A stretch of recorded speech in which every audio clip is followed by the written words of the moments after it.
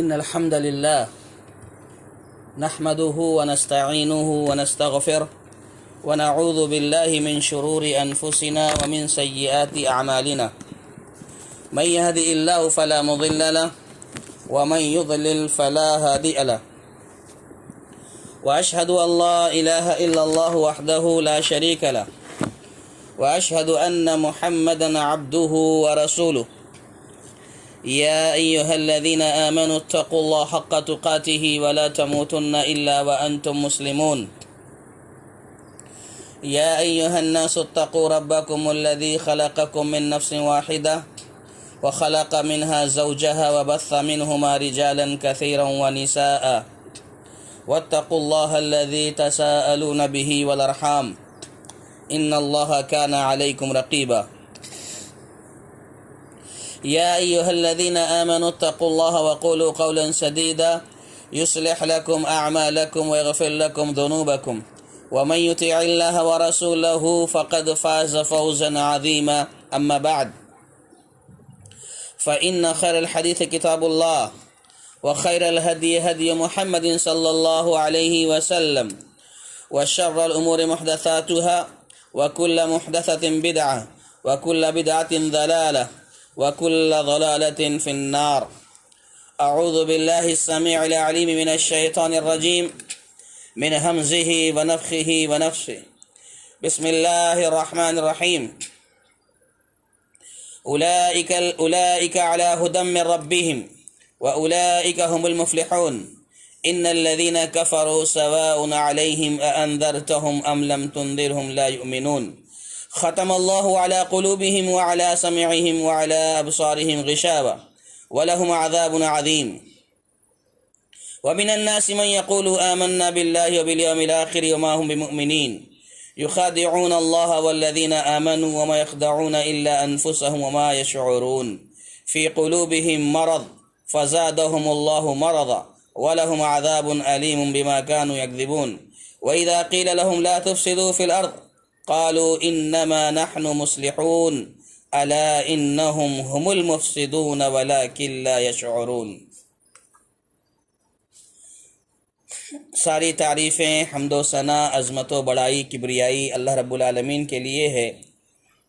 اس کے بعد بے شمار درود و سلام نازل ہو ہم سب کے آخری نبی جناب احمد مجتبیٰ محمد مصطفیٰ صلی اللہ علیہ وسلم کی ذات گرامی پر جن کی مختلف کوششوں کے نتیجے میں ہم تک دین اسلام پہنچا. محترم ساتھیوں، حاضرین گرامی، خواتین اسلام، پچھلی نشست میں یا پچھلے درس میں ہم نے آپ لوگوں کے سامنے سورۃ البقرہ کی ابتدائی چند آیات کی وضاحت کی تھی. اس کی مختصر سی تفسیر آپ کے سامنے بتائی گئی تھی. اب یہاں ہم نے جو آیت شروع کی ہے اولئک علی ھدی من ربہم واولئک ھم المفلحون، یہاں سے ہم انشاءاللہ مزید باتیں سماعت کریں گے. اولئک علی ھدی من ربہم واولئک ھم المفلحون، یہ آیت جو ابھی آپ نے پڑھی ہے یا سنی ہے، اس کا ترجمہ یہ ہے کہ اولئک علی ھدی من ربہم واولئک ھم المفلحون، یہی لوگ ہیں جو یہی لوگ اپنے رب کی طرف سے ہدایت پر ہیں اور یہی لوگ فلاح پانے والے، نجات پانے والے ہیں. یہاں پر اس آیت میں ایمان کے اور جو کچھ اوصاف ذکر کیے گئے پچھلے جو درس میں بتائے گئے جو کچھ اوصاف بیان کیے گئے، ان کو اپنانے والے، اختیار کرنے والے اور ان کے تقاضوں کو پورا کرنے والوں کو کامیابی کی بشارت سنائی گئی ہے. یعنی الذین یؤمنون بالغیب ویقیمون الصلاۃ سے لے کر کے وبالآخرۃ ہم یوقنون تک جو صفات بیان کی گئیں، جو 5 خوبیاں بیان کی گئیں، ان خوبیوں کو جو اپناتا ہے، اختیار کرتا ہے اور ان کے جو بھی تقاضے ہیں ان کو پورا کرتا ہے، تو ایسے شخص کو خوشخبری سنائی جا رہی ہے، بشارت دی جا رہی ہے کامیابی کی.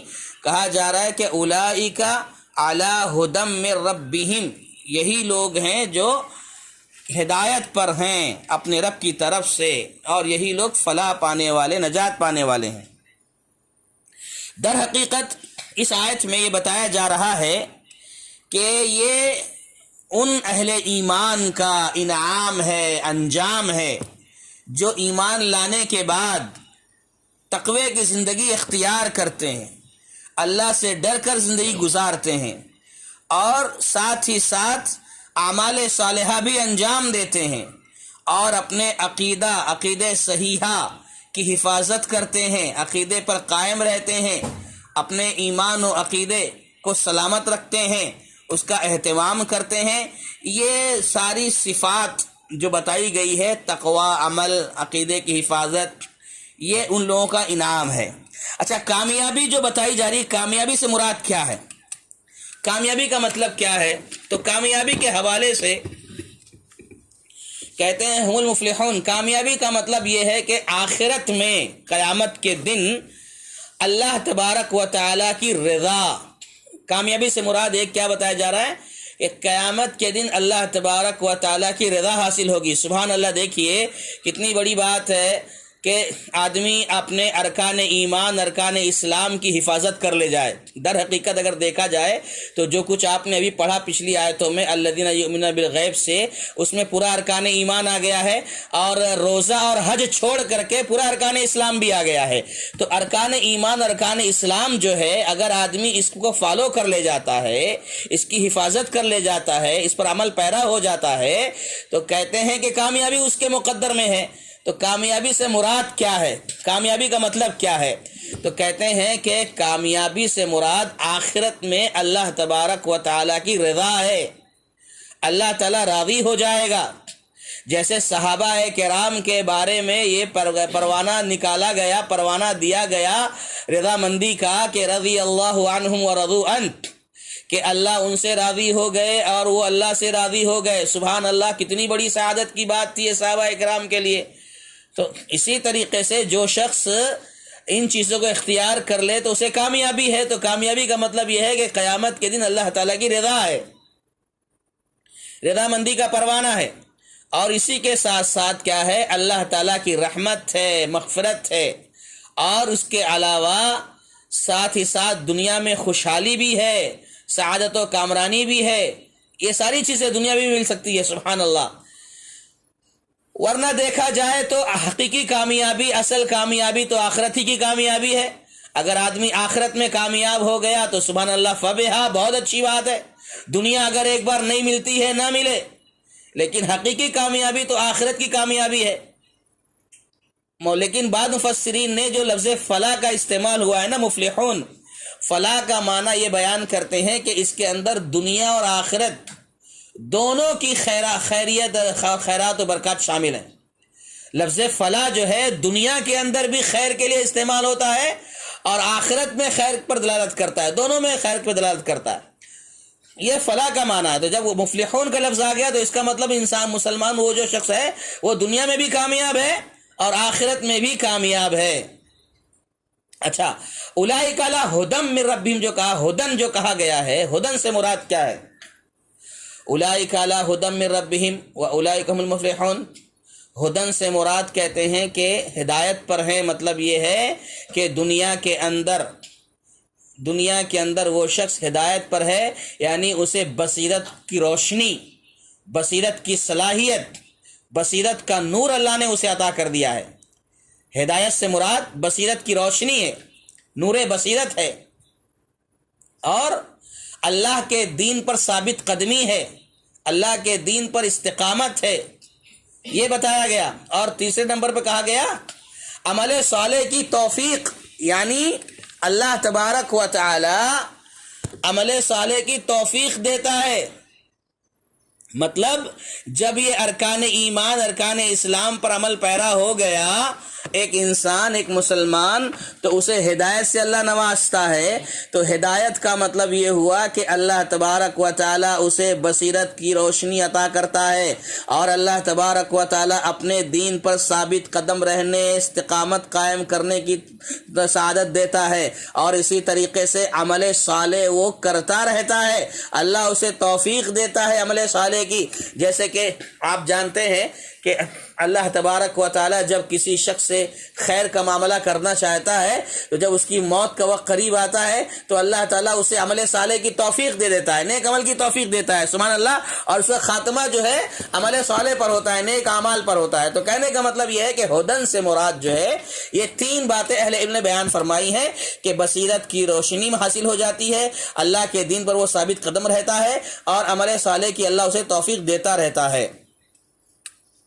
یہ وضاحت ہو گئی اب تک اس آیت کی، اولئک علی ھدی من ربہم واولئک هم المفلحون۔ اس کا تعلق جو ہے پچھلی آیتوں سے ہے، یعنی پچھلی آیتوں میں جو اوصاف بتائے گئے اس پر عمل کرنے کے بعد اس کا انعام یہاں بتایا گیا۔ اب آگے چلتے ہیں، اللہ نے فرمایا ان الذین کفروا سواء علیہم اانذرتہم ام لم تنذرہم لا یؤمنون، کہ بے شک یقیناً جن لوگوں نے کفر کیا، برابر ہے جن لوگوں نے کفر کیا، برابر ہے ان کو ڈرانا یا نہ ڈرانا، برابر ہے، یہ ایمان لانے والے نہیں ہیں۔ جو کافر ہیں ان کو تم ڈراؤ مت ڈراؤ، نصیحت کرو مت کرو، سب برابر ہے۔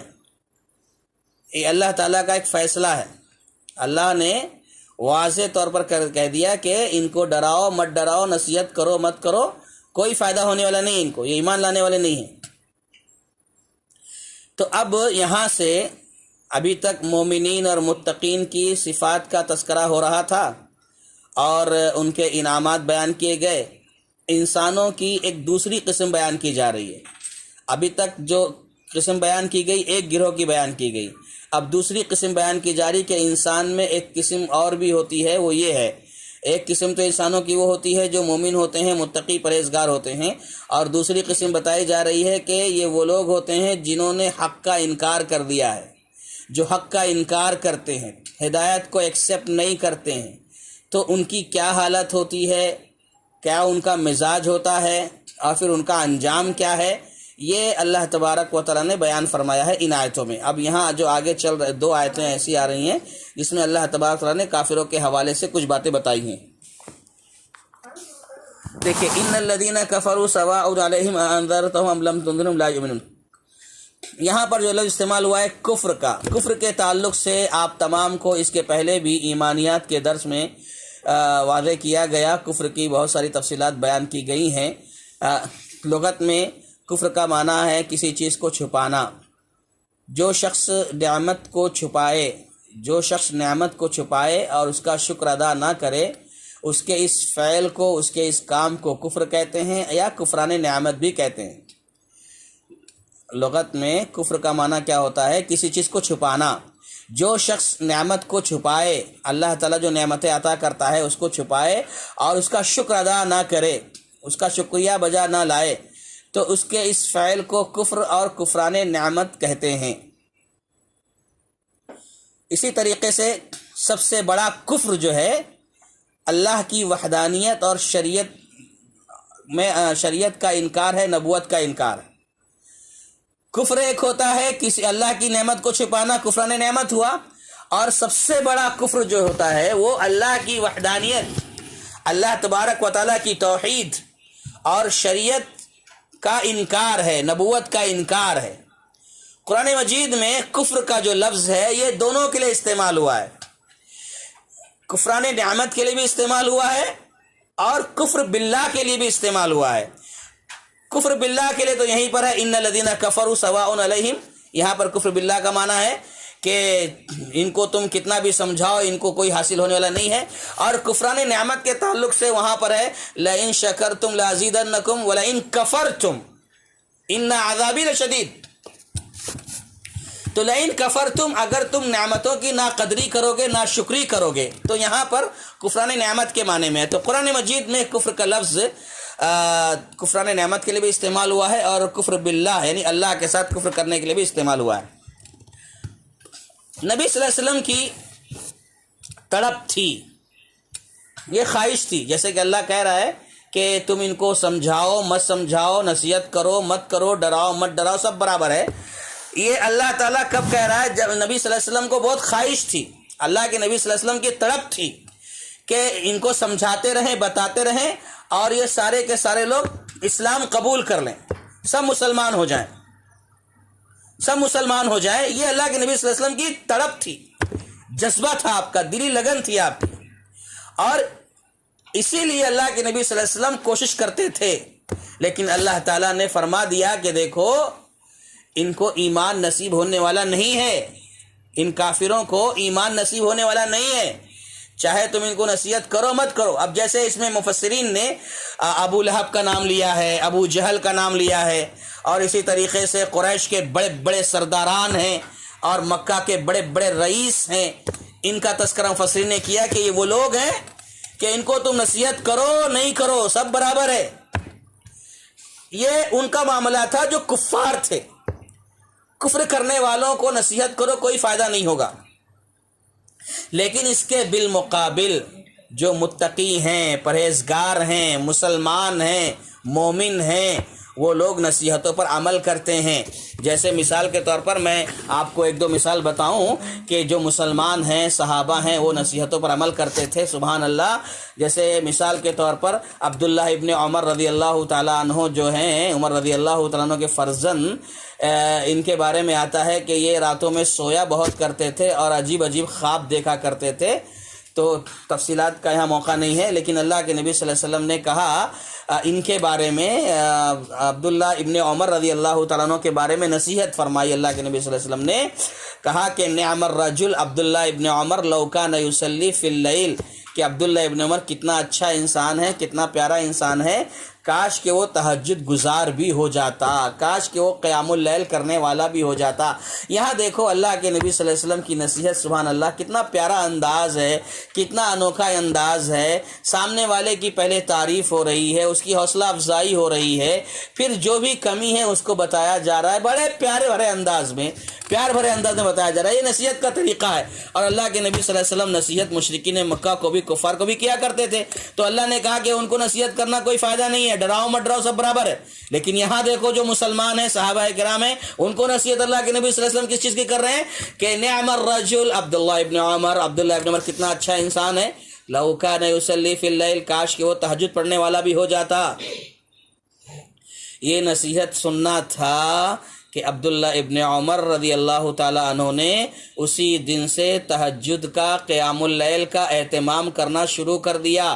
اور آپ کے بیٹے فرزند سالم بیان کرتے ہیں کہ اس واقعے کے بعد میرے والد یعنی عبداللہ ابن عمر راتوں میں بہت کم سویا کرتے تھے، بس صرف تہجد اور قیام اللیل کیا کرتے تھے، بہت کم راتوں میں سویا کرتے تھے۔ اللہ اکبر، یہ نصیحتوں پر عمل تھا۔ اسی طریقے سے معاذ رضی اللہ تعالیٰ عنہ کو نصیحت کی اللہ کے نبی صلی اللہ علیہ وسلم نے، کہا یا معاذ انی احبک، اے معاذ مجھے تم سے محبت ہے، میں تمہیں بہت چاہتا ہوں۔ اور کہتے ہیں لا تدعن کل دبر صلاۃ ان تقول رب اعنی علی ذکرک و شکرک و حسن عبادتک۔ سبحان اللہ، دیکھیے کیا کہہ رہے ہیں اللہ کے نبی صلی اللہ علیہ وسلم، اے معاذ میں تمہیں بہت چاہتا ہوں۔ دیکھو کتنا پیار بھرا انداز ہے نصیحت کرنے کا، اللہ اکبر۔ اے معاذ مجھے تم سے بڑی محبت ہے، سنو میں تمہیں ایک نصیحت کر رہا ہوں، وہ یہ ہے کہ ہر فرض نماز کے بعد تم یہ دعا کرنا مت بھولنا۔ کون سی دعا؟ رب اعنی علی ذکرک و شکرک و حسن عبادتک، اے اللہ میں تیری مدد کا طالب ہوں، تیری مدد چاہتا ہوں کہ میں تیرا ذکر کر سکوں، تیرا شکر بجا لا سکوں اور تیری صحیح طریقے سے بندگی کر سکوں، اس میں تو میری مدد فرما۔ سبحان اللہ، یہ اللہ کے نبی صلی اللہ علیہ وسلم نے نصیحت فرمائی، اور معاذ رضی اللہ تعالیٰ عنہ نے اس پر اتنی سختی سے عمل کیا، اس نصیحت پر، کہ انہوں نے اپنے شاگردوں کو بتایا، ان کے شاگردوں نے ان کے شاگردوں کو بتایا۔ یہ سلسلہ اتنا بڑا کہ آج ہم بھی فرض نماز کے بعد اس دعا کا اہتمام کرتے ہیں، رب اعینی، سبحان اللہ، مومنوں کو نصیحتیں فائدہ پہنچاتی ہیں، مسلمانوں کو نصیحتیں فائدہ پہنچاتی ہیں، صحابہ کرام کو نصیحتوں نے فائدہ پہنچایا، لیکن کفار کو چاہے نصیحت کرو مت کرو، اللہ نے ڈنکے کی چوٹ اعلان کر دیا ہے۔ یہ وہ کفار تھے جن پر حجت پوری ہو گئی تھی، چاہے وہ ابو لہب ہوں، ابو جہل ہوں، کوئی، یہ سب کو اللہ کے نبی صلی اللہ علیہ وسلم نے بہت سمجھایا۔ اللہ نے کہہ دیا کہ پریشان مت ہو، یہ لوگ سمجھنے والے لوگ نہیں ہیں۔ ایسی بہت ساری مثالیں آپ کو مل جائیں گی انشاءاللہ، لیکن بہرحال میں ایک اور بات بتا دوں آپ کو کہ ابو ہریرہ رضی اللہ تعالیٰ عنہ ہیں، ابو ہریرہ رضی اللہ تعالیٰ عنہ فرماتے ہیں، اوصانی خلیلی صلی اللہ علیہ وسلم، کہ میرے خلیل صلی اللہ علیہ وسلم نے مجھے بثلاث، 3 باتوں کی نصیحت کی، وصیت کی، میری موت تک میں ان نصیحتوں پر عمل کرنا نہیں چھوڑوں گا۔ سبحان اللہ، دیکھو کیا جذبہ تھا کہ ایک مسلمان، دیکھو کفار کی بات ہو رہی ہے، اس کے بالمقابل ایک مسلمان کی بات ہو رہی ہے۔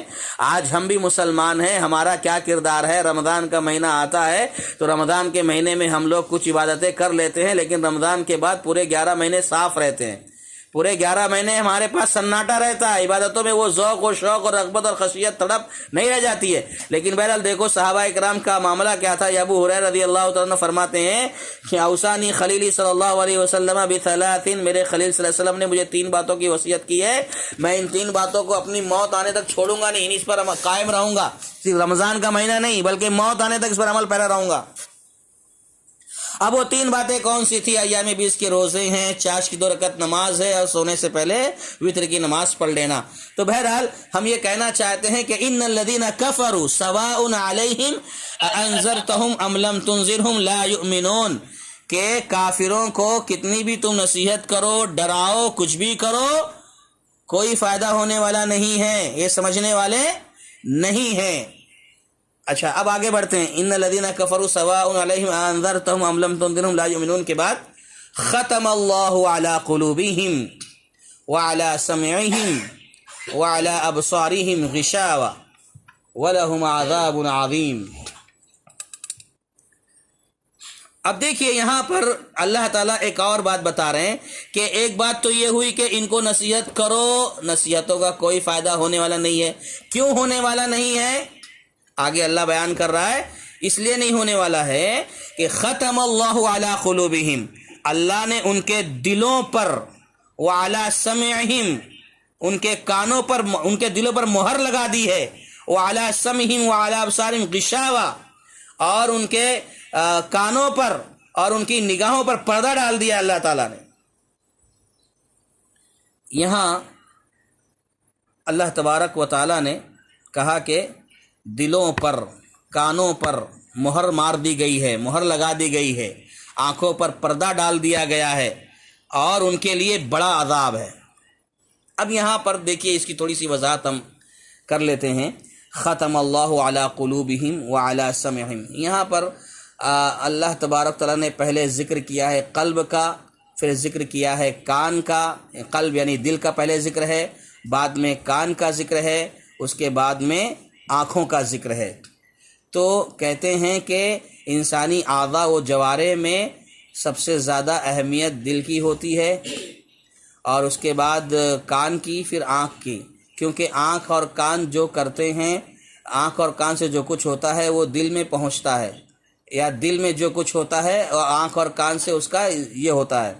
تو بہرحال دیکھیے انسان دل کی جو بات ہے، جہاں تک اس کے بارے میں اللہ تبارک و تعالی نے فرمایا، اللہ کے نبی صلی اللہ علیہ وسلم نے دل کے بارے میں ایک بات بیان فرمائی ہے کہ انسان کے جسم میں ایک خون کا لوتھڑا ہوتا ہے، جب وہ صحیح سلامت رہتا ہے تو پورا جسم صحیح سلامت رہتا ہے۔ الا ان فی الجسد مضغہ اذا صلحت صلح الجسد کلہ واذا فسدت فسد الجسد کلہ الا وہی القلب، یعنی دل ہی کے بارے میں اللہ کے نبی صلی اللہ علیہ وسلم نے بیان فرمایا ہے۔ اسی طریقے سے آنکھ اور کان کے بارے میں بھی اللہ تبارک تعالیٰ نے قرآن مجید میں ذکر کیا ہے۔ تو کہنا یہ ہے کہ اللہ تعالیٰ نے انسان کو آنکھیں، کان اور دل دیے ہیں۔ کس لیے دیے ہیں؟ وہ اس لیے دیے ہیں کہ وہ کائنات میں اللہ تبارک و تعالیٰ کی بکھری ہوئی، پھیلی ہوئی نشانیوں میں غور و فکر کریں۔ آنکھ اور کان اور یہ دل جو اللہ نے انسانوں کو عطا کیے ہیں، دیے ہیں، ان نعمتوں کو جو اللہ نے، ان نعمتوں سے جو اللہ نے نوازا ہے، اس کو کیوں دیا ہے؟ تاکہ وہ ان نعمتوں کا استعمال کر کے پوری کائنات میں، پوری دنیا میں اللہ کی جو بکھری ہوئی، پھیلی ہوئی، منتشر جو نشانیاں ہیں ان میں تدبر کرے، غور و فکر کرے۔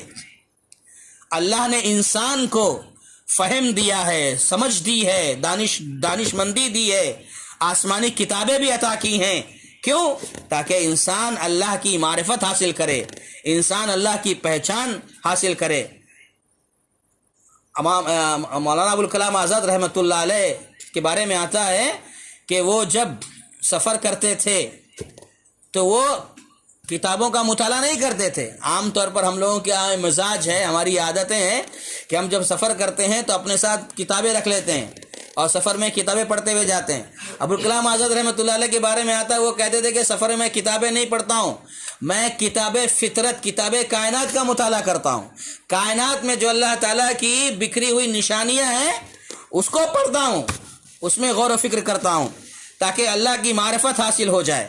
تو بہرحال اللہ تعالیٰ نے جو آنکھ کان دل دیے ہیں، اس کا مقصد یہ ہے کہ انسان اللہ کی معرفت حاصل کرے۔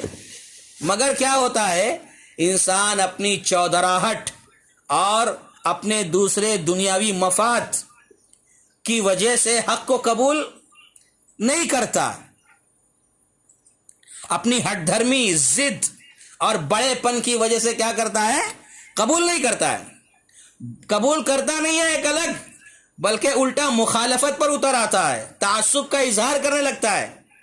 ایسے لوگوں کو یا ایسے لوگوں کے بارے میں کہا جا رہا ہے کہ ہدایت ملنے کی کوئی سبیل نہیں ہے، ہدایت ملنے کی کوئی صورت نظر نہیں آتی، کوئی شکل نہیں ہے۔ دیکھو اللہ نے دیا ہے کان، آنکھ، دل اللہ نے دیا، اللہ نے انبیاء کو بھیجا، کتابیں نازل فرمائی کہ انسان معرفت حاصل کرے، غور و فکر کرے۔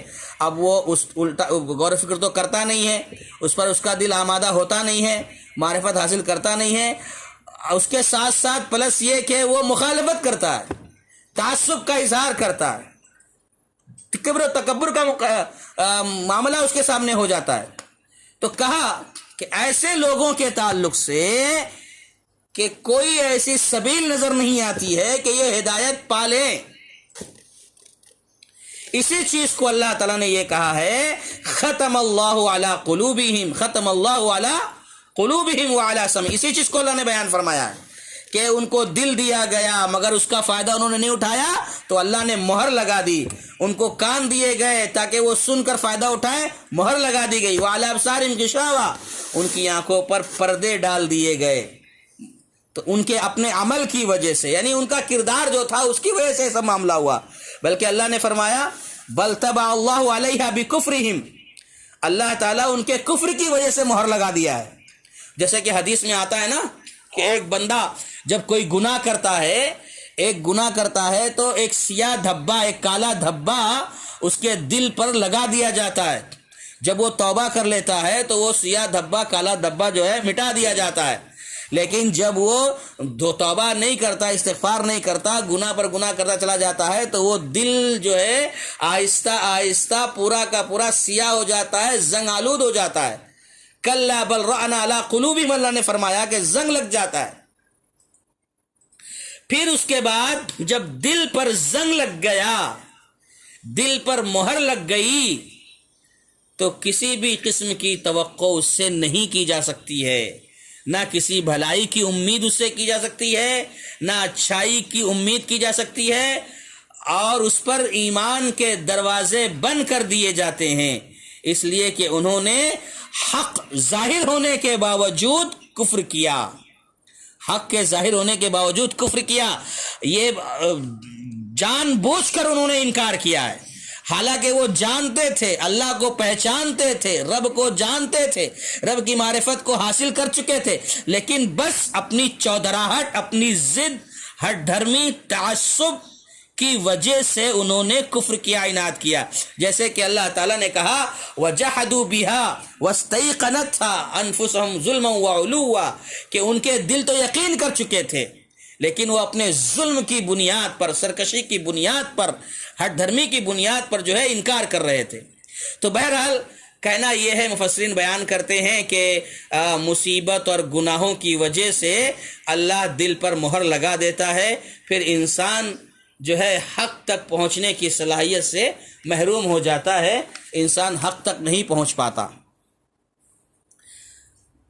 قرآن مجید میں دل کے بعد یعنی ختم اللہ علی قلوبہم وعلی سمعہم وعلی ابصارہم، آنکھ سے پہلے کان کا ذکر ہوا ہے۔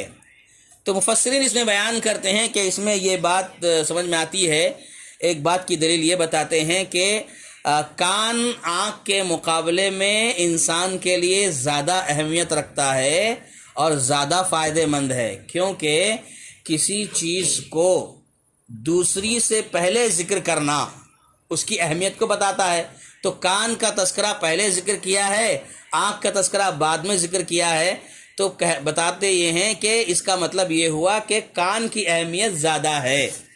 یہ ایک نقطہ یہاں پر مفسرین نے ذکر کیا ہے، تو میں نے سوچا کہ چلتے چلتے بھی آپ کو بتا دیا جائے اس پس منظر میں۔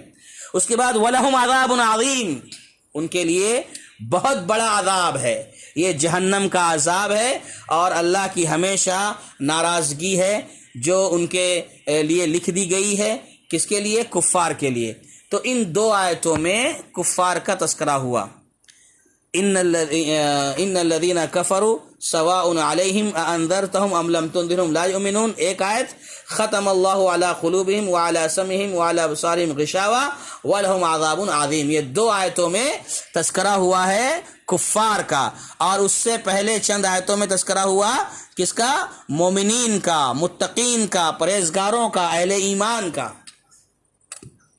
اب آگے کی آیت ہے وَمِنَ النَّاسِ مَن يَقُولُ آمَنَّا بِاللَّهِ وَبِالْيَوْمِ الْآخِرِ وَمَا هُمْ بِمُؤْمِنِينَ وَمِنَ النَّاسِ مَن يَقُولُ آمَنَّا بِاللَّهِ وَبِالْيَوْمِ الْآخِرِ وَمَا هُمْ بِمُؤْمِنِينَ، کچھ لوگ ایسے ہیں، بعض ایسے ہیں جو کہتے ہیں کہ ہم اللہ پر ایمان لائے اور آخرت کے دن پر ایمان لائے، ہم اللہ پر ایمان رکھتے ہیں اور آخرت کے دن پر ایمان رکھتے ہیں۔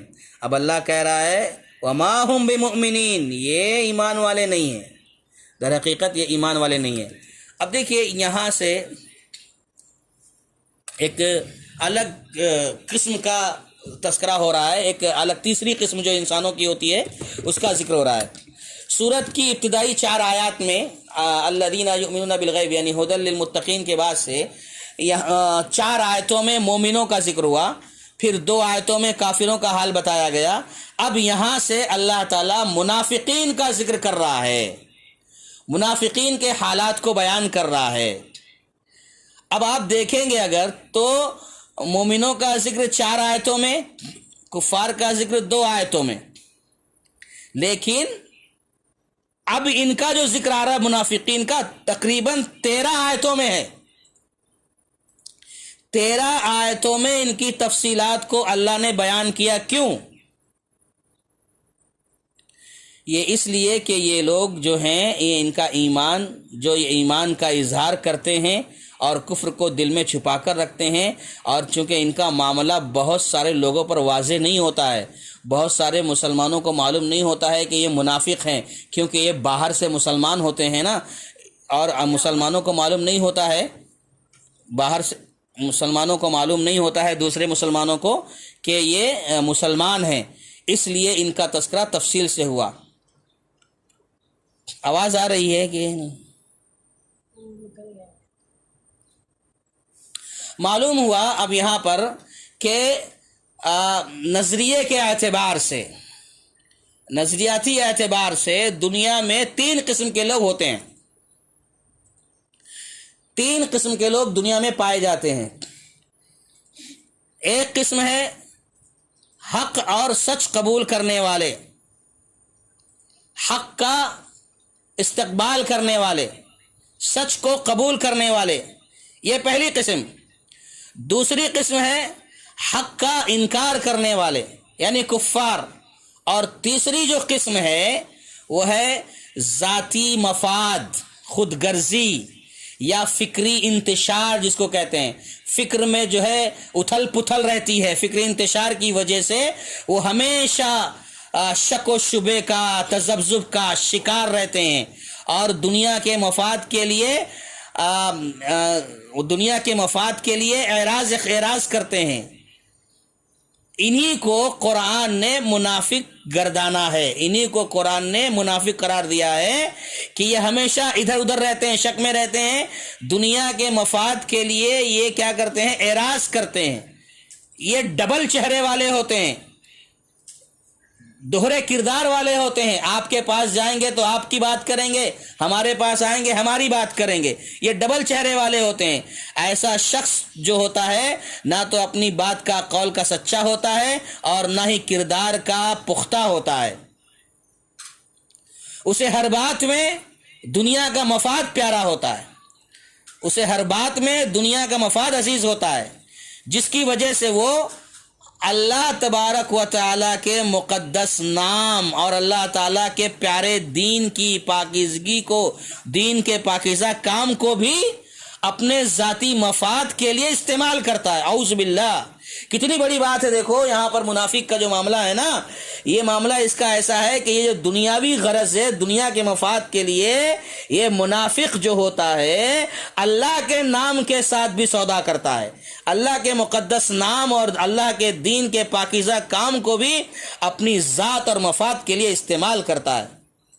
منافق جو ہوتا ہے یہ مومنوں کے آستینوں میں گھسے ہوئے سانپ ہیں، جو ہر وقت اسلام اور مسلمانوں کے خلاف سازشیں کرتے رہتے ہیں، شرارتیں کرتے رہتے ہیں، شرارتوں میں مصروف رہتے ہیں، یہ مومنوں کو دھوکہ دیتے ہیں۔ اللہ تبارک و تعالی نے یہاں پر منافقین کے صفات کو واضح کیا ہے تاکہ ان کی جو ظاہری حالت سے مومن دھوکہ کھا جاتے ہیں، دھوکہ کھانے سے بچ جائیں، ورنہ کیسا ہوگا؟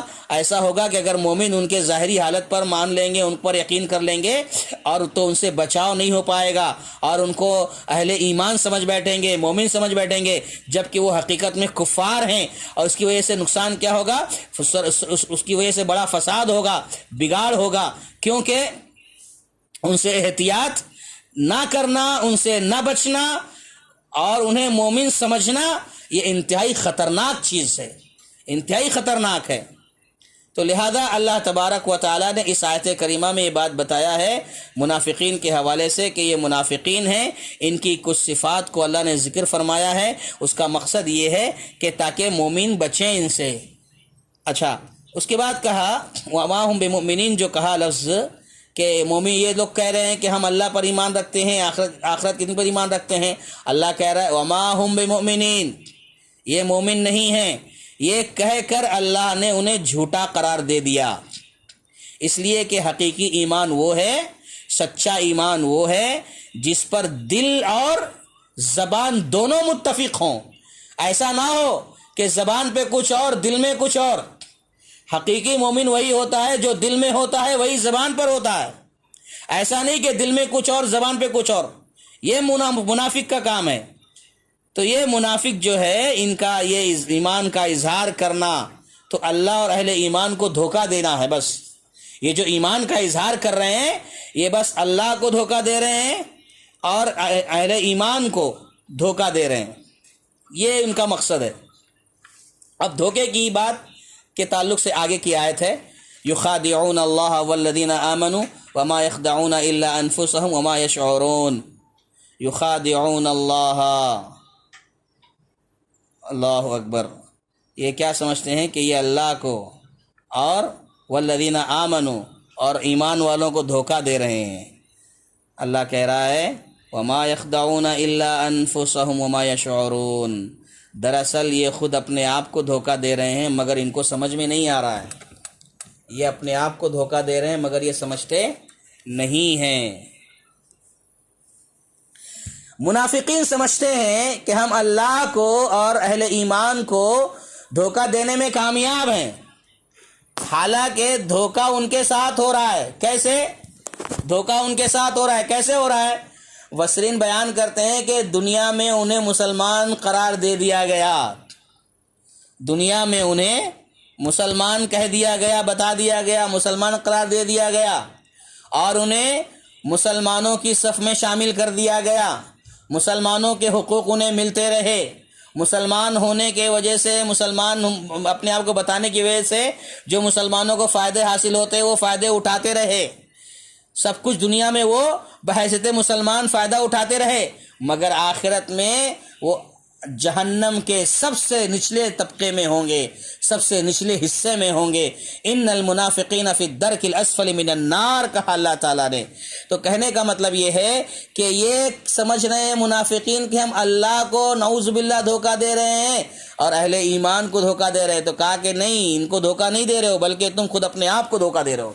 اچھا، اس کے بعد دیکھیے فی قلوبہم مرض فزادہم اللہ مرضا وَلَهُمْ عَذَابٌ عَلِيمٌ بِمَا كَانُوا يَكْذِبُونَ، ان کے دلوں میں مرض ہے، ان کے دلوں میں مرض ہے، بیماری ہے۔ فَزَادَهُمُ اللَّهُ مَرَضًا، اور اللہ تعالیٰ نے انہیں بیماری میں مزید بڑھا دیا ہے، اضافہ کر دیا ہے۔ وَلَهُمْ عَذَابٌ عَلِيمٌ، اور ان کے لیے دردناک عذاب ہے ان کے جھوٹ کی وجہ سے۔ اب یہاں پر دیکھیے فی قلوبہم مرض، مرض سے مراد، بیماری سے مراد یہاں پر شکوک و شبہات اور نفاق کی بیماری ہے، دین اسلام سے نفرت اور مسلمانوں سے حسد اور سرکشی ہے۔ یہاں جو مرض ہے، جو کہا اللہ تعالیٰ نے فی قلوبہم مرض، تو یہاں جو مرض ہے اس سے مراد شکوک و شبہات اور نفاق کی بیماری ہے، دین اسلام سے نفرت ہے، مسلمانوں سے حسد ہے، کینہ ہے، عناد ہے۔ پھر اس کے بعد اسلام جیسے جیسے اسلام اور مسلمانوں کو، اہل اسلام کو تو قوت ملی، طاقت ملی، بڑھتی گئی طاقت، ان کی بیماری میں بھی اضافہ ہوتا چلا گیا۔ اب دیکھیے یہاں پر ایک بات شارحین نے، مفسرین نے لکھی ہے کہ انسان کے جو دل ہوتے ہیں نا، قلب انسانی، انسانوں کے دل دو طرح کے ہوتے ہیں، انسانوں کے دل میں دو طرح کی بیماریاں ہوتی ہیں، انسانوں کے دل میں دو طرح کے امراض ہوتے ہیں، یا انسانوں کے دلوں کو دو طرح کے مرض لاحق ہوتے ہیں۔ ایک مرض، ایک بیماری جس کو کہا جاتا ہے شبہات باطلہ، شبہات کا مرض، شبہات باطلہ کا مرض، اور دوسرا ہے مہلک شہوات کا مرض، یعنی ہلاک کرنے والی شہوات کا مرض۔ اب ان دونوں کی وضاحت کرتے ہوئے کہتے ہیں کہ جیسے کفر ہے، نفاق ہے، شکوک و شبہات ہے، بدعت و خرافات ہے، یہ سب شبہات کی بیماریاں ہیں، یہ سب شبہات کے امراض ہیں۔ اب اس کے بعد زنا ہے، بے حیائی ہے، فحاشی ہے، معاصی نافرمانی ہے، اللہ سے بغاوت ہے، یہ اور کیا نام، یہ سب کرنے والے جو ہے یہ سب شہوات کے مریض ہیں، شہوات کے مریض ہیں۔ پہلا جو تھا شبہات کے مریض اور دوسرا شہوات کے مریض۔ شبہات کے مریض میں کفر و نفاق، شکوک و شبہات یہ آ گیا، اور شہوات کے مریض زنا، بے حیائی، نافرمانی، یہ اس کے مریض ہیں۔ جیسے کہ اللہ تعالیٰ نے شہوات کے مریض کے تعلق سے کہا فَيَطْمَعُ الَّذِي فِي قَلْبِهِ مَرَضٌ، کہ وہ شخص جس کے دل میں مرض ہے وہ طمع کرے گا۔ یعنی یہ تعلیم دی گئی ہے قرآن مجید میں کہ جب کسی اجنبی شخص سے بات کرو تو عورتوں کو چاہیے کہ وہ اپنی آواز میں ذرا سختی لائیں، سخت انداز میں تھوڑا سا بات کریں، ورنہ جس کے دل میں مرض ہوگا، شہوت کا جب مرض ہوگا تو وہ طمع کرے گا، طرح طرح کے خیالات اس کے دماغ میں آئیں گے۔ تو بہرحال اس مرض سے مراد شہوات زنا ہے، بے حیائی ہے، بدکاری ہے۔ تو بہرحال کہنے کا مطلب یہ ہے کہ دو مرض بتائے گئے، شبہات باطلہ اور مہلک شہوات کا مرض۔ تو بہرحال برائی سے وہی بچے گا، برائی سے وہی بچے گا جو ان دو امراض سے، دو بیماریوں سے محفوظ رہے گا، اور اسے یقین و ایمان حاصل ہوگا۔ اللہ نے یہاں نفاق کے دل کو قلب مریض سے تعبیر کیا ہے۔ یہاں کیا کہا؟ فی قلوبہم مرض کہا اللہ نے، تو یہاں اللہ نے نفاق کے دل کو قلب مریض سے تعبیر کیا ہے، اور اسی طریقے سے مومنوں کے دل کو قلب سلیم سے تعبیر کیا ہے۔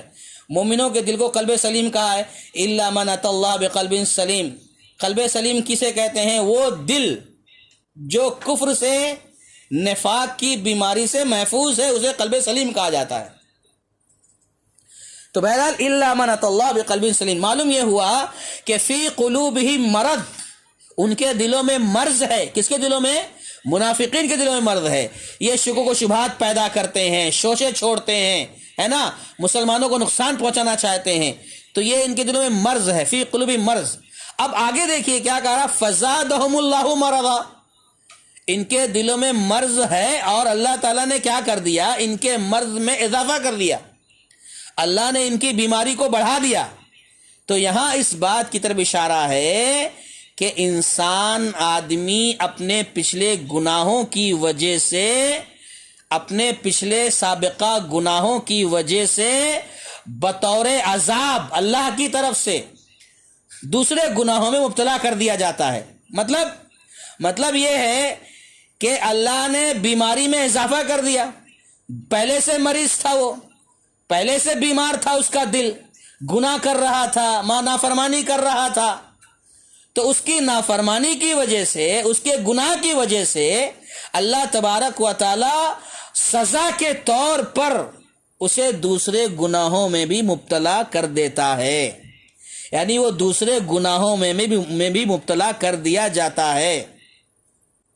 جیسے سورہ توبہ کی آیت ہے، اللہ تعالیٰ نے فرمایا وَأَمَّا الَّذِينَ فِي قُلُوبِهِم مَّرَضٌ فَزَادَتْهُمْ رِجْسًا إِلَىٰ رِجْسِهِمْ، رہے وہ لوگ جن کے دلوں میں مرض ہے، وَأَمَّا الَّذِينَ فِي قُلُوبِهِم مَّرَضٌ، رہے وہ لوگ جن کے دلوں میں مرض ہے، تو اس صورت میں کیا ہوا، فَزَادَتْهُمْ رِجْسًا إِلَىٰ رِجْسِهِمْ، تو ان کی گندگی میں گندگی کو اور زیادہ کر دیا گیا، ان کی گندگی میں گندگی کو اور زیادہ کر دیا۔ یعنی معلوم یہ ہوا کہ گناہ کی سزا گناہ کے دلدل میں مزید دھستے چلے جانا ہے۔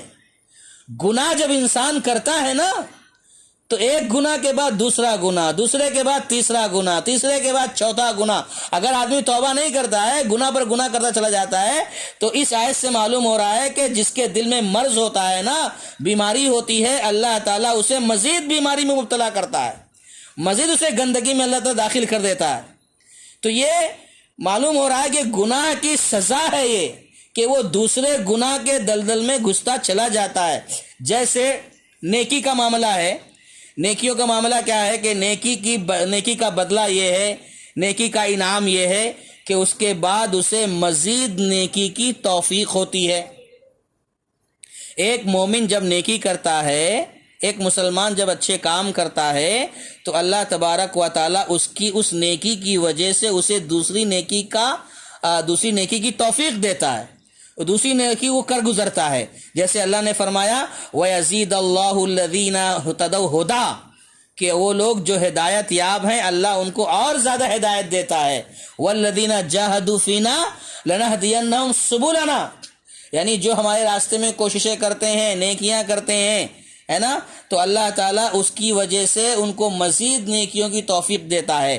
تو جیسے اللہ تعالیٰ ایک مسلمان کو، ایک مومن کو اس کی نیکی کی وجہ سے نیکیوں کے دوسرے راستے کھول دیتا ہے، دوسری نیکیوں کی توفیق دیتا ہے، ایسے ہی جو مرض والے ہیں، جن کے دل میں مرض ہے، نفاق ہے، گنہگار ہیں، معصیت کرتے ہیں، نافرمانی کرتے ہیں، تو ان کے اس گناہ کی وجہ سے اللہ تبارک و تعالی ان کو ایسا ماحول بنا کے دے دیتا ہے کہ یہ لوگ دوسرے گناہ بھی کرتے چلے جاتے ہیں۔ یہاں پر یہ سمجھ کے چلیں کہ یہاں ہمارے مسلمان بھی جو ہے نا، جو گناہ کرتے ہیں اور مسلمان ہونے کے باوجود وہ گناہ پر گناہ کرتا چلا جاتا ہے، چاہے وہ مرد ہو یا عورت ہو، اپنے گناہ سے تائب نہیں ہوتے ہیں، تو یہ سمجھنا چاہیے کہیں ایسا تو نہیں ہے کہ اللہ تعالی ہمارے اوپر ایک مرض پہلے سے آ گیا گناہ کا، اور ہم گناہ سے تائب نہیں ہو پا رہے ہیں اور مزید گناہ کرتے چلے جا رہے ہیں۔ تو کہیں ایسا تو نہیں ہے کہ یہ معاملہ ہمارے اوپر ہی فٹ آ رہا ہو کہ ہم گناہ میں بڑھتے چلے جا رہے ہیں، کیونکہ گناہوں کی سزا یہی ہے۔ اللہ اکبر، اللہ ہم سب کی حفاظت فرمائے۔ اچھا، اس کے بعد ایک اور آیت ہے وَإِذَا قِيلَ لَهُمْ لَا تُفْسِدُوا فِي الْأَرْضِ قَالُوا إِنَّمَا نَحْنُ مُصْلِحُونَ، اور جب ان سے کہا گیا کہ تم زمین میں فساد مت مچاؤ، ان سے کہا جاتا ہے کہ زمین میں فساد مت برپا کرو، قَالُوا إِنَّمَا نَحْنُ مُصْلِحُونَ، تو وہ تو کہتے ہیں کہ ارے ہم تو اصلاح کر رہے ہیں، ہم فساد نہیں مچا رہے، ہم تو اصلاح کر رہے ہیں۔ تو اس آیت کریمہ میں منافقین کے دو صفت کو اللہ نے بیان کیا ہے۔ اس آیت میں منافقین کی دو صفات کا تذکرہ ہوا ہے۔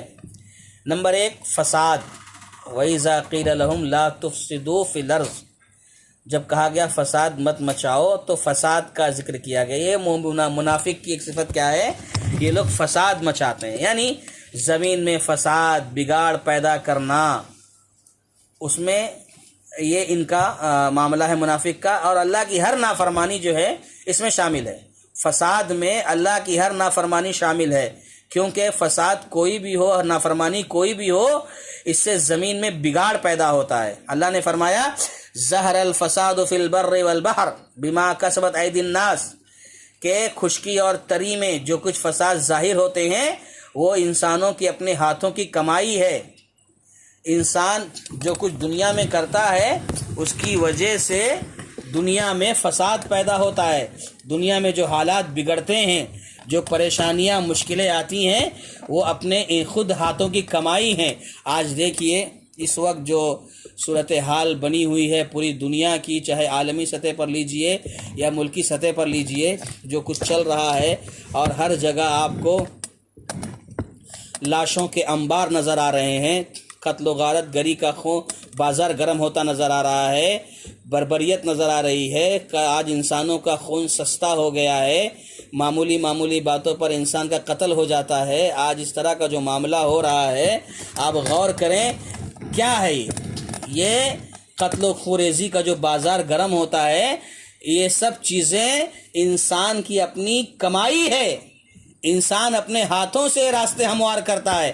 جیسے کہ ایک مشہور بات آپ جانتے ہوں گے کہ جب حجاج بن یوسف الثقفی یہ قتل عام کر رہا تھا، خوریزی کر رہا تھا، لوگوں کو مار رہا تھا، کاٹ رہا تھا، تو اس وقت وہاں کے مسلمان امام حسن بصری رحمہ اللہ کے پاس پہنچتے ہیں اور ان سے کہتے ہیں کہ حجاج بن یوسف نے تو ناک میں دم کر دیا ہے، ایسا معاملہ ہے، خون بہایا جا رہا ہے، کیا کیا جائے؟ امام حسن بصری کے پاس جا کر شکوہ کیا تو امام حسن بصری رحمۃ اللہ علیہ نے ان سے ایک ہی جملہ کہا ما جاء الحجاج الا بذنوبنا، آج تم یہاں رونے آئے ہو، حجاج کا رونا لے کر آئے ہو کہ حجاج ایسا کر رہا ہے، آج رونے کا کوئی حق نہیں ہے، کیونکہ حجاج کو ہم نے ہی دعوت دی ہے، حجاج کو ہم نے ہی بلایا ہے، اپنے گناہ کی وجہ سے، اپنی نافرمانی کی وجہ سے، اپنی بغاوت کی وجہ سے، اللہ کو ناراض کرنے کی وجہ سے ہم نے حجاج کو دعوت دی ہے۔ تو کہنا یہ ہے کہ انسان کے اوپر جو بھی ظلم ہوتا ہے، ستم ہوتا ہے، یہ انسان کی اپنی کمائی ہے، حالات پل بھر میں بدل جاتے ہیں۔ انسان جب اللہ کی نافرمانی کرتا ہے، اللہ کے نبی کی نافرمانی کرتا ہے، اسلام کی نافرمانی کرتا ہے، اسلام کو فالو نہیں کرتا ہے، تو حالات پل بھر بدل جاتے ہیں۔ جیسے میں آپ کو مثال دیتا ہوں،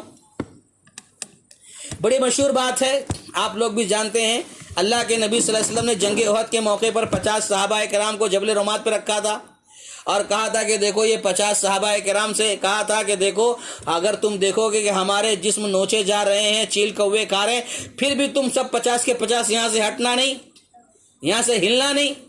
اللہ کے نبی صلی اللہ علیہ وسلم نے منع فرمایا تھا، لیکن کیا ہوا؟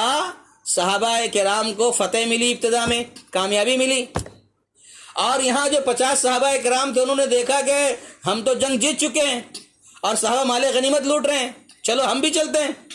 تو جو ان کے امیر تھے عبداللہ بن جبیر رضی اللہ تعالیٰ عنہ، انہوں نے کہا کہ دیکھو، اللہ کے نبی نے سختی سے منع کیا، یہاں سے ہٹو مت، یہاں سے ہلو مت۔ وہ نہیں مانے اور اپنا مقام، اپنی جگہ چھوڑ دیے۔ پہاڑ کی چوٹی کو چھوڑ کر کے، جبل رمات کو چھوڑ کر جب یہاں پہنچ گئے جہاں میدان میں مال غنیمت لوٹا جا رہا تھا، حاصل کیا جا رہا تھا، تو یہاں پہاڑ کی چوٹی پر 2-3 بچے، پھر پیچھے سے خالد بن ولید جو ابھی اسلام قبول نہیں کیے تھے، آلریڈی جنگ کے دوران میں 2-3 مرتبہ وہاں سے وہ کوشش کیے تھے حملہ کرنے کی، لیکن تیر اندازوں کی وجہ سے وہ لوگ واپس لوٹ گئے تھے۔ لیکن جب یہ لوگ ادھر سے خالی کر دیے تو کیا ہوا؟ خالد بن ولید نے پھر موقع پا کر کے پیچھے سے حملہ کر دیا، اور پل بھر میں دیکھتے ہی دیکھتے جیتی ہوئی جنگ ہار میں تبدیل ہو گئی، شکست میں تبدیل ہو گئی۔ تو کہنا یہ ہے کہ دیکھو، یہاں صحابہ سے معمولی سی لغزش یہ ہوئی تھی، اللہ کے نبی صلی اللہ علیہ وسلم کی چھوٹی سی نافرمانی ہوئی تھی کہ بس یہی کہا تھا کہ یہاں سے ہٹنا نہیں، تو جنگ ہار گئے، اللہ کے نبی ہے اس جنگ میں، اللہ اکبر، اللہ کے نبی صلی اللہ علیہ وسلم ہے اس غزوے میں، اس کے باوجود جنگ ہاری جا رہی ہے، اللہ کے نبی صلی اللہ علیہ وسلم کے دانت شہید ہو رہے ہیں، اللہ کے نبی صلی اللہ علیہ وسلم کا سر پھٹا ہوا ہے، کس وجہ سے؟ ایک چھوٹی سی نافرمانی، نبی صلی اللہ علیہ وسلم کی مخالفت کی وجہ سے۔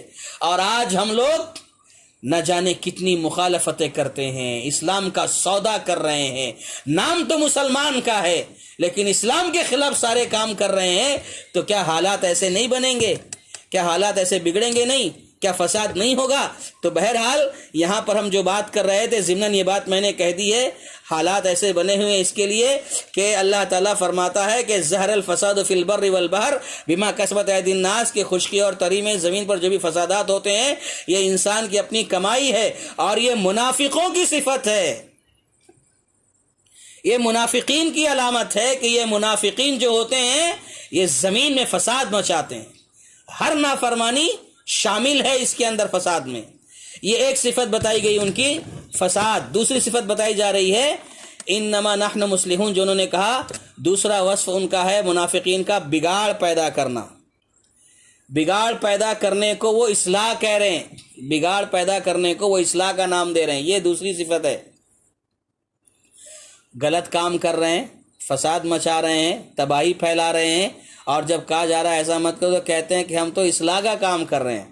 یہ وہ لوگ ہیں جو دل میں کفر رکھنے کی وجہ سے کفار سے دوستی رکھتے ہیں، مسلمانوں کے راز انہیں بتاتے ہیں، اسلام کے عقائد، اسلام کے احکام پر اعتراض کرتے تھے یہ لوگ، اور جب ان کو منع کیا جاتا تھا کہ ایسا مت کرو، مسلمانوں کے راز کو فاش مت کرو، اسلام کے عقائد پر، احکام پر اعتراض مت کرو، جب انہیں سمجھایا جاتا تھا تو وہ کہتے تھے کہ ارے ہم تو اصلاح کر رہے ہیں۔ یہ لوگ ان لوگوں سے زیادہ بڑے مجرم ہیں۔ مفسرین نے یہاں ایک بات پتہ کی ہے کہ یہ لوگ ان لوگوں سے زیادہ بڑے مجرم ہیں۔ کن لوگوں سے؟ جو گناہ کو حرام سمجھتے ہوئے کرتے ہیں، جو لوگ گناہ کو حرام سمجھتے ہوئے کرتے ہیں، یہ لوگ سلامتی کے زیادہ قریب ہیں۔ ممکن ہے ان کو یہ پتا تو ہے کہ یہ جو کر رہے ہیں غلط ہے، یہ جو کر رہے ہیں حرام ہے، ان کو معلوم تو ہے، لیکن جو منافق ہیں وہ تو اپنے برے کام کو کہہ رہے ہیں ہم اصلاح کر رہے ہیں، ہم برائی نہیں کر رہے، اصلاح کر رہے ہیں۔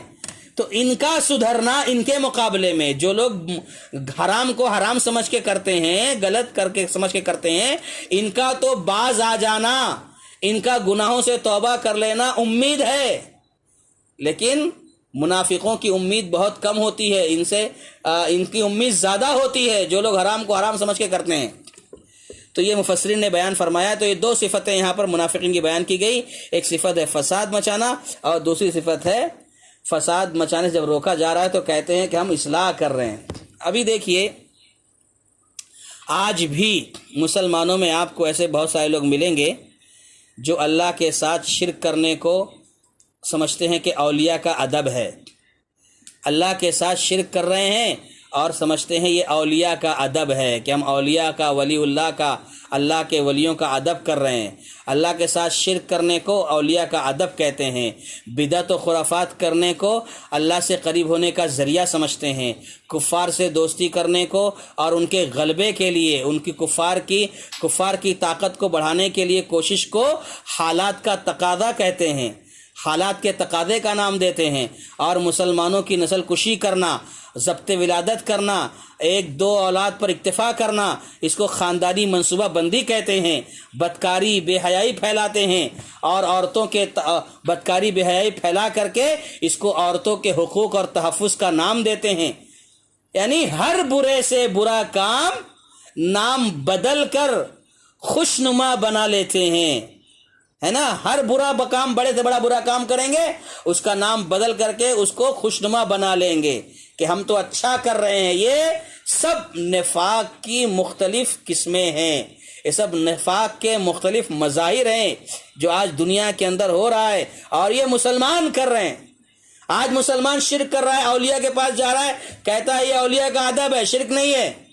بدعت کرتا ہے، کہتا ہے یہ بدعت نہیں ہے، اللہ سے قریب ہونے کا ذریعہ ہے۔ مشرکین سے، کفار سے دوستی کرتا ہے، ان کی طاقت کو بڑھانے کی کوشش کرتا ہے، اور کہتا ہے ارے ہم جن حالات سے گزر رہے ہیں اس کا تقاضا ہے۔ اس طرح کی باتیں آج کا مسلمان کر رہا ہے تو کہتے ہیں مفسرین کرام یہ سب کے سب نفاق کی مختلف قسمیں ہیں، نفاق کے مختلف مظاہر ہیں۔ اسی طریقے سے آگے کہا گیا الا انہم هم المفسدون ولکن لا یشعرون، کہا گیا ولکن لا یشعرون، الا انہم هم المفسدون ولکن لا یشعرون۔ جب ان سے کہا جاتا ہے فساد مت مچاؤ تو یہ کہتے ہیں کہ ہم تو اصلاح کر رہے ہیں۔ اب آگے اللہ کہہ رہا ہے کہ الا سنو، یہ جو اپنے آپ کو کہہ رہے ہیں ہم فسادی نہیں ہیں، ہم مصلح ہیں، تو کہا اللہ نے ارے یہی لوگ فسادی ہیں، یہی لوگ فساد مچانے والے ہیں، یہی لوگ بگاڑ پیدا کرنے والے ہیں۔ ولکن لا یشعرون، لیکن ان کو سمجھ میں نہیں آتا ہے، یہ سمجھتے نہیں ہیں۔ کیوں؟ اس لیے کہ ان کا دل بیمار ہو گیا ہے، دل مریض ہو گیا ہے۔ اب جب دل بیمار ہو تو اچھے برے کا شعور بھی ختم ہو جاتا ہے۔ لا یشعرون اللہ نے کہا نا، تو جب دل بیمار ہو جاتا ہے تو اچھے برے کا شعور بھی ختم ہو جاتا ہے، پھر آدمی کو اچھا برا لگنے لگتا ہے اور برا کام اچھا لگنے لگتا ہے، برے کو اچھا سمجھنے لگتا ہے، اچھے کو برا سمجھنے لگتا ہے۔ ایسے کہ اللہ نے فرمایا افمن زین له سوء عمله فرآه حسنا، تو کیا وہ شخص جس کے لیے اس کا برا عمل مزین کر کے پیش کر دیا گیا، خوبصورت کر دیا گیا، اس نے اس کو اچھا سمجھا، تو اس شخص کی طرح ہے جو ایسا نہیں کیا، یعنی جو ایسا نہیں سمجھتا ہے، کیا اس شخص کی طرح ہو جائے گا؟ یعنی کہنے کا مطلب یہ ہے کہ جب دل بیمار ہو گیا، دل مریض ہو گیا، تو انسان کے اندر سے یہ شعور بھی ختم ہو جاتا ہے کہ اچھا کیا ہے، برا کیا ہے، اچھائی کیا ہے، برائی کیا ہے، سمجھنے کی صلاحیت ختم ہو جاتی ہے انسان کی۔ ہاں، یہ بہت بڑی بیماری ہے، بہت بڑا مرض ہے، اللہ تعالیٰ حفاظت فرمائے۔